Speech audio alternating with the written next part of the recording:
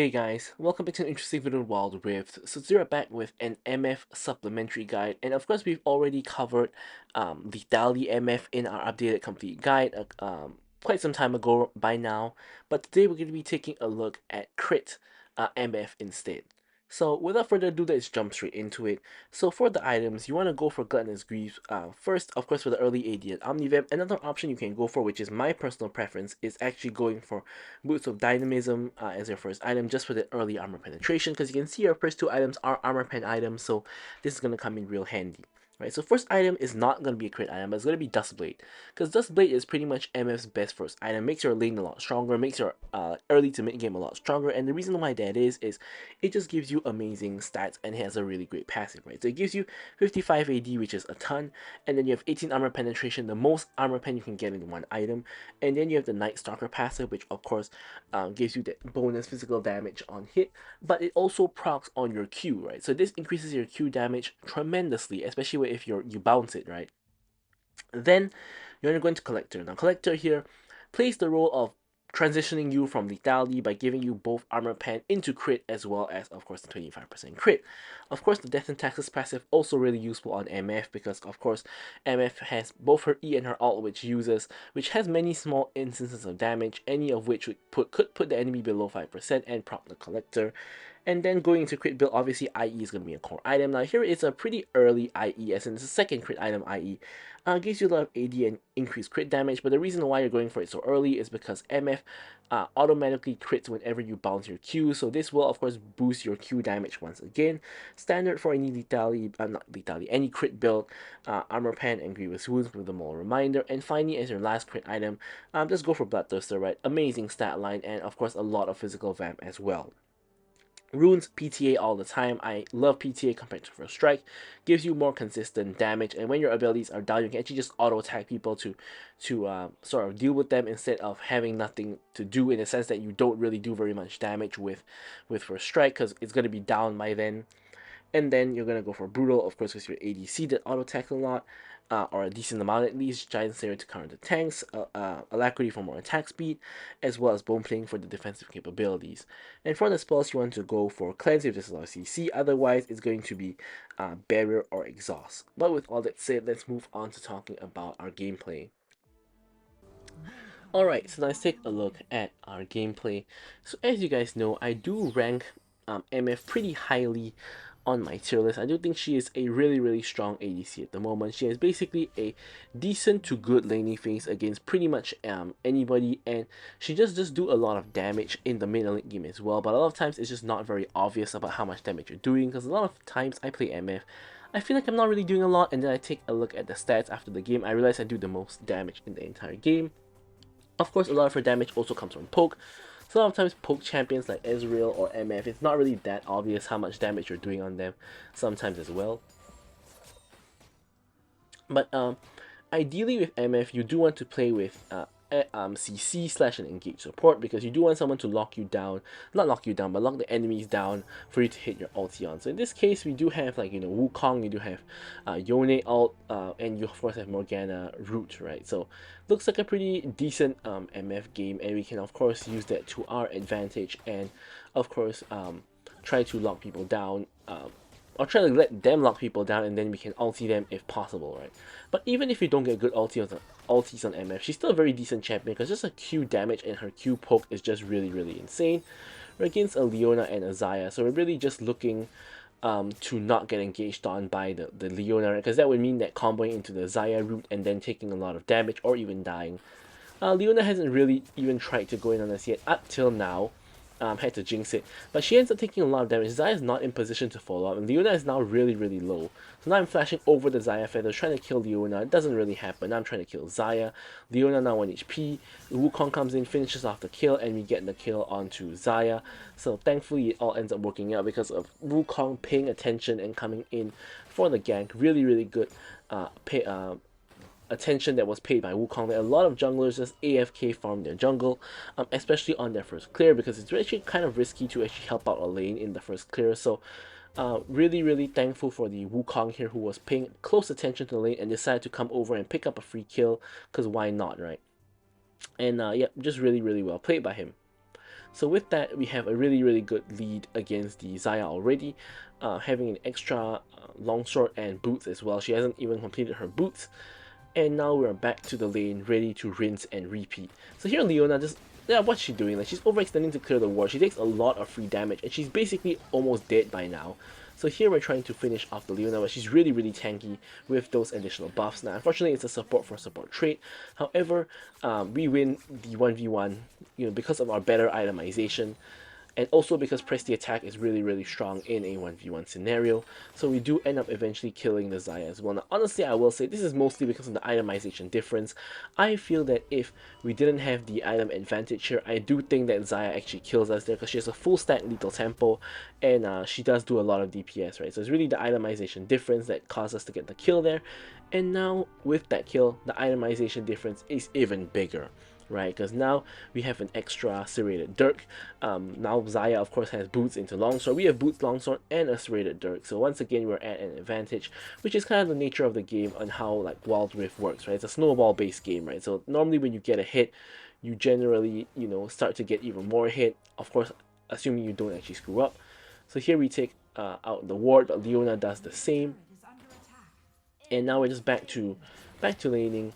And at this point, we're not even that afraid of Leona and Xayah anymore. We have cleanse for Leona, and we haven't had to really use it, just yet, right? So we're in a perfectly fine spot here.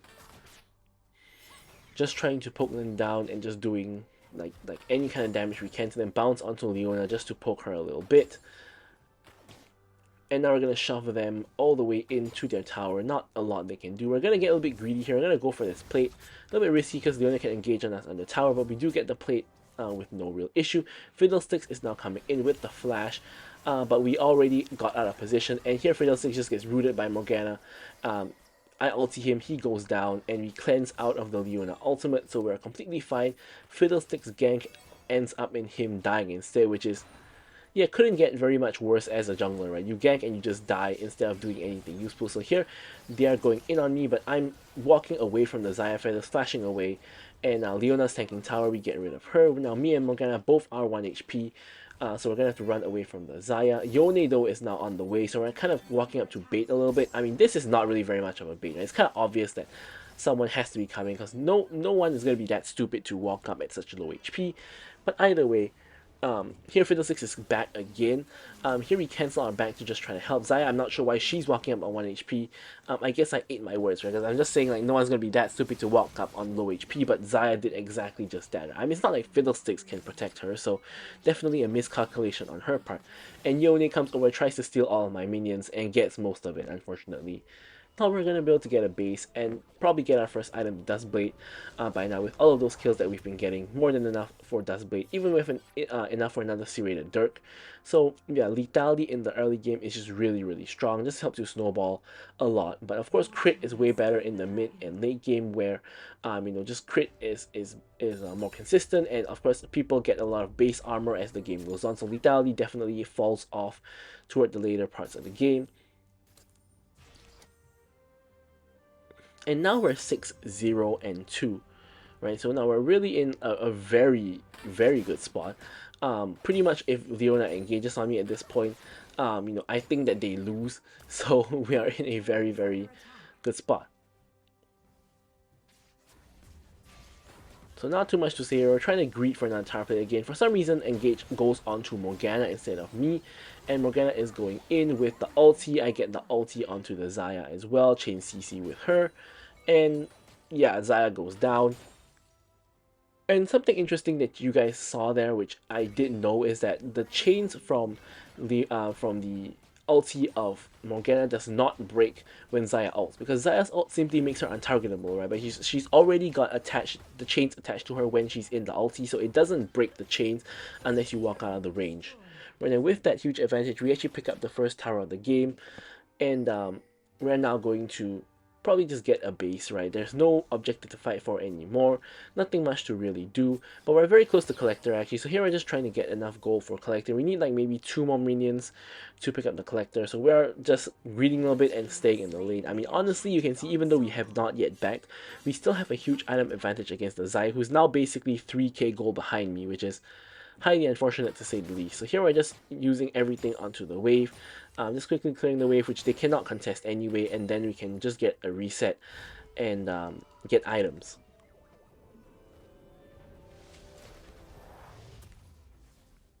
So we complete the collector now on the 2 item power spike, and honestly, here I can see that my team is doing pretty well as well. You know, Nasus has somehow has 1 kill over Darius. You can see Wukong is 5-0, so he's getting very fed as well. And Ezreal is 0-4, with my Yone being 1-0-3, right? So we're kind of winning all across the map, and this is one of those games, of course, that you're just winning everywhere, and it's probably one of the games that you're gonna win if nothing screws up. So here we can see Fiddlesticks in the bush there. So we were trying to actually bait him into a fight. He finally is moving, but I'm not sure what he's doing exactly. We execute the Xayah. He finally comes in. Does do a decent amount of damage there. I get silenced for a long while, but eventually we do get the double onto the Leona. And Fiddlesticks is now running for the hills. I'm here, Fiddlesticks flashes forward for Morgana, so I'm actually cancelling to try to help her, but she didn't really even need help at all, because she just used her root to root Fiddlesticks in place and then just get away basically. So here, yeah, once again, the snowball is snowballing, I guess you could say.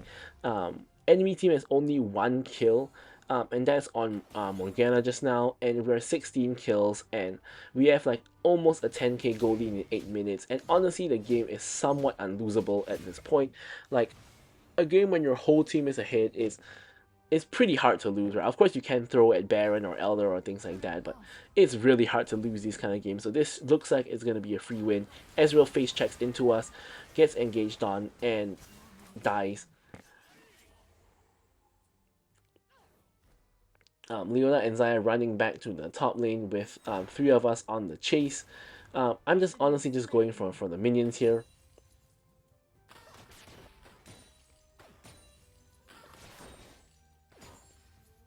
And yeah, and honestly at this point we're so ahead, we can just walk into their jungle, and if we spot anybody like this guy, this Leona is going to be in trouble. Just look at it, we almost one-shot her before Xayah even arrives, right? We basically just kill her, Xayah ults, tries to get something done, we get the bounce on her, almost murders her, we're trying to ulti her down, which she pops the barrier and does survive, but yeah, I mean, honestly, it's kind of over at this point. Like, we're so far ahead.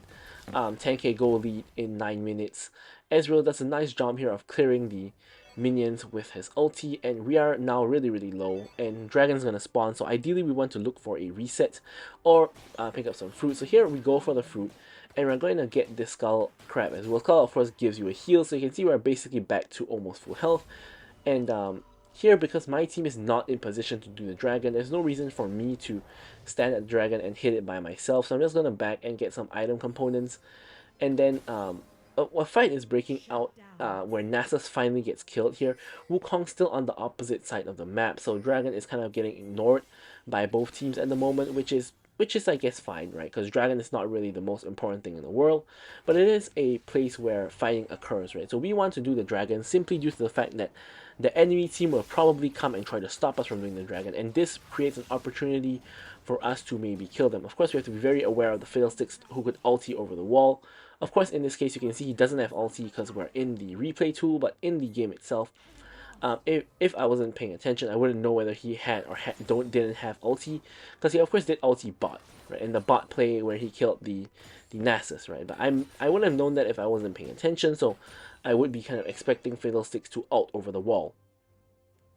So here we're now cresting over 10k gold, just farming minions everywhere, and yeah, just basically farming minions everywhere. And you know, when a fight occurs, we're going to, of course, just destroy them, right? So we're very, very close to getting IE at this point, just trying to get just that little bit more farm. So here the wave is nowhere near coming. Wukong is very, very overextended by himself into the enemy top side. I mean, I get that he's really, really fed, but diving a Xayah is dangerous, right? So he does get the dive onto the Xayah. He goes legendary, but he's really, really low. He's in trouble. Leona might be able to get the trade on him as I complete my IE. Now he's getting chased down. Leona again just on him once again. Finally, Darius ends up getting the shutdown. So yeah, it was a little bit too greedy of a play. However, all of us are now rotating to the play to kind of help out. Leona ends up going down, and eventually Darius goes down as well, with my E of all things being able to get a KS onto the Darius. I mean, that's kind of what I was talking about, right? Collector can just cause your E to even pick up kills randomly like that, which is not really what my intention was, but hey, you know, that's just one another strengths of the collector. So here we're pushing all the way into the inhib tower at this point. Fiddlesticks is in our jungle trying to get blue buff for some reason. So here we have two options where we could cut off the Fiddlesticks and get another kill on him, or we could push mid, right? Honestly, at this point, a 0 and 3 Fiddlesticks is really not that valuable. The mid lane tower is more important, so we're just going to let him go and we're going to take out the mid lane tower instead. Now we're looking into the enemy jungle to look for anything in the current jungle. You can see that there is blue buff and there is Gromp, so we're just going to quickly grab the blue buff, and then we see our team starting Baron, so we're gonna go help them out. Of course, Baron here is a really decent call because enemy team cannot really contest it, and we do it so quickly because we are all fed and we do so much damage, so we get the Baron with no problem. And here I decided, since you know I'm 11 and 0 right now, let me just go for a stasis, right? Like, you never know what's gonna happen. You never know if you're gonna get caught out in the Fiddlesticks ult and just get one shot. So stasis is the only way to really prevent that. And I'm thinking like I have more than enough damage at 11 kills. Going for something defensive is probably going to be more important. I mean, obviously if I wanted to, I could just go for GA right now, but I don't have the goal for GA. So stasis is the next best alternative, which is, you know, cheaper and you can use it instantly. Right, so here Nasus is pushing in. He's getting 4 people onto him, and we're trying to see if we can help him out here. But we are trying to be cautious ourselves. Here you can see we get chain CC, we have to flash over the wall, we get stunned. Stasis here saves my life. Darius ulti misses because of the stasis, and with Yone coming in to save me, I'm now 1 HP, and I somehow survive on 1 HP. So stasis there coming in clutch and saving my life. So really good stasis buy, I guess you could say. Here we're just going to pick up some fruit just for good measure, and then we can reset and get our health back. And at this point, 3 people are dead, only Ezreal and Xayah are left alive. So my team actually gets a top lane inhib. And now we're going for the mid lane inhib. Xayah, of course, clearing the minions to protect the bot lane inhib, but we are going to get 2 inhibs off of this push. We might even be able to push for a 3rd inhib with a wave now coming in, which is why I'm positioning myself back over to the bot lane where our next wave is going in, and we can maybe force the inhib and get triple inhib here. Nasus is ulting. It's definitely going to be an inhib here. Enemy team cannot defend, and we get all 3 inhibs. Now last dragon, which is going to be Dragon Soul, is spawning for us. I don't really think that matters though. Here we can maybe force the end of the game, but of course that's a little bit risky, so I'm not too big of a fan of that. Now my whole team is chasing Darius. Like, do we really need to commit so many people to kill Darius? I don't think so. But I don't want to stay in the enemy base when my whole team has kind of walked away, because that's very risky, right? That could lead to me getting caught and dying in the enemy base. So instead I'm just going to follow my team, wait for my team here. And here we're playing on all 3 waves, right? We're pushing in all 3 waves. The enemy team is struggling to get something done. Now here I'm just going to start focusing the Nexus, right? I'm forcing the enemy team to do something about it. Like, I'm going to land 1 or 2 autos every time, walk in and out. And if the enemy team doesn't do anything, they're just going to lose the game just like that, right? They lose with like all 5 people alive, right? Anyways, I'm going to leave you guys with the stats as usual. Thank you guys so much for watching the video, and goodbye.